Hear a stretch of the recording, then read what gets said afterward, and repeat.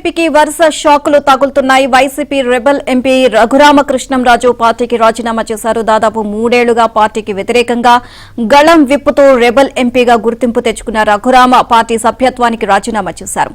గజని తరహా మనస్తత్వం ఉన్న మీతో కలిసి పనిచేయడం సాధ్యం కాదు అంటూ జగన్ కు రఘురామ లేఖ రాశారు.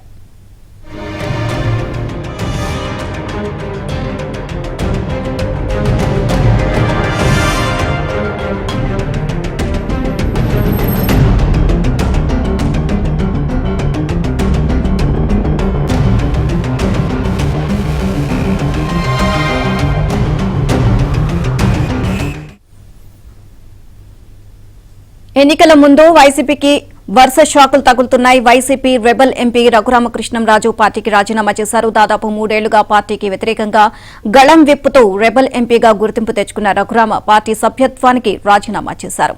గజనీ తరహా మనస్తత్వం ఉన్న మీతో కలిసి పనిచేయడం సాధ్యం కాదు అంటూ జగన్ కు రఘురామ లేఖ రాశారు.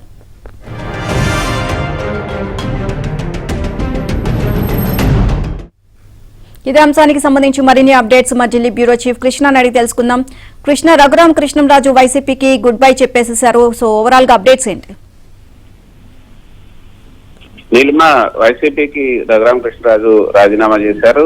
పార్టీ ప్రాథమిక సభ్యత్వానికి రాజీనామా చేస్తున్నట్లుగా పార్టీ అధ్యక్షుడు వైఎస్ జగన్మోహన్ రెడ్డికి రాసినటువంటి లేఖలో పేర్కొన్నారు.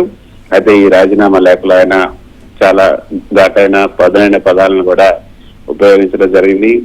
గతంలో దాదాపు పార్టీ అధ్యక్షుడికి రాజీనామా పంపే లేఖలో ఇటువంటి పదాలను గతంలో ఎవరు కూడా ఉపయోగించుంటారు. కానీ గజ్నీ మహమ్మద్ లాగా తనను పదే పదే డిస్క్వాలిఫై చేయాలని, అనర్హునిగా తను చేయాలంటూ పార్లమెంటరీ సభ్యత్వం నుంచి తొలగించాలని చేసినటువంటి ప్రయత్నాలు ఫలించలేదు. నువ్వు ప్రతిసారి నన్ను అనర్హంగా ప్రకటించాలని చేసినప్పుడు ఇప్పుడు నేను ఇంకా ఎక్కువ బలపడుతూనే ఉన్నాను. అంతేకాకుండా నన్ను ఫిజికల్ గా ఎలిమినేట్ చేయాలని కూడా, అంటే నన్ను చంపేయాలని ప్రయత్నం చేసినప్పటికీ కూడా వాటి నుంచి నేను బయటపడి నా యొక్క కార్యకర్తలకు, అదేవిధంగా నా నర్సాపురం నియోజకవర్గ ప్రజలకు సేవ చేస్తూనే ఉన్నాను. అక్కడికి వెళ్ళలేకపోయినప్పటికీ కూడా నా నియోజకవర్గం అభివృద్ధి కోసం ఎంతో కృషి చేశాను. కాబట్టి ఈ యొక్క అన్సేవరీ అసోసియేషన్ ఇక కొనసాగటం బాగుండదు అంటూ ఇక తన రాజీనామా లేఖను పంపుతున్నాను, త్వరగా మీరు యాక్సెప్ట్ చేయాలంటూ అందులో పేర్కొనడం జరిగింది. అయితే త్వరలోనే రఘురామకృష్ణరాజు టీడీపీలో చేరే అవకాశాలు ఎక్కువగా ఉన్నట్లుగా మనకు అందుతున్నటువంటి సమాచారం. ఈ నెల 28వ తేదీన టీడీపీ జనసేన సంబంధించినటువంటి భారీ బహిరంగ సభ తాడేపల్లిగూడలో జరగబోతుంది. తొలి భారీ బహిరంగ సభ సంయుక్తంగా నిర్వహిస్తున్నటువంటి ఆ సభకు కూడా రఘురామకృష్ణరాజు హాజరయ్యే అవకాశం ఉంది.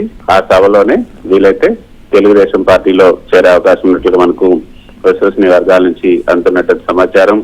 నర్సాపురం నుంచి తప్పకుండా కూటమి అభ్యర్థిగా పోటీ చేస్తారని ఇప్పటికే ఆయన ప్రకటించారు. మరి టీడీపీ నుంచి పోటీ చేస్తారా, లేకపోతే బీజేపీ నుంచి పోటీ చేస్తారా అయితే కొంత సందిగ్ధత నెలకొనింది.